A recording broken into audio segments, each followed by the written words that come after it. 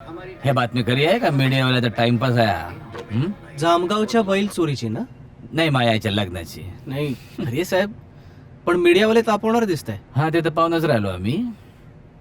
याचे बैलच चोरीला गेले का? नाही, पोलीस स्टेशन मध्ये कंप्लेंट पण लिहून नाही घेतली. आणि वर तुझाच बैल करू अशी धमकी पण दिली तिला. कोण काय तोंडे काय? होय साहेब, साले आमच्याच नशिबात असे नातेवाईक आहेत. त्याला फोन लावायला सांगितलंय. हं. तुम्हीच बोललात तर बरं होईल. त्याचाच दिसतोय फोन. घ्या घ्या घ्या. हॅलो, हा एक मिनिट, साहेब बोलतात. हं.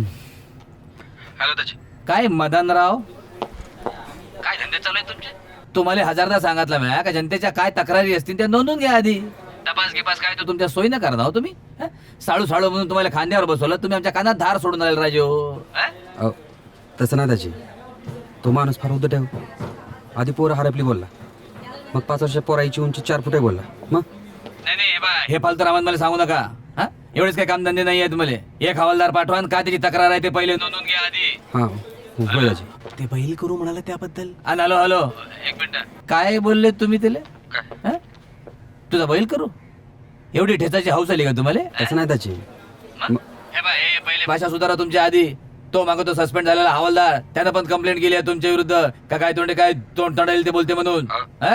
तुम्ही ना आता फक्त मलेच तोंडावर शिवाय त्याच्या बाकी राहिलेले आहेत. आणि ऐकून घ्या, ते मीडियावाले तुमच्याकडे यायच्या आधी काय ते तक्रार फक्रार असेल तर नोंदवून घ्या आधी. हा होय, होय. आणि ते बैल करू असं म्हणून जे शेण खाल्लं ना त्या आधी निस्तारा. बैल करू नाही बैल धरू असं बोललो असं सांगा येईल. होय होय होय.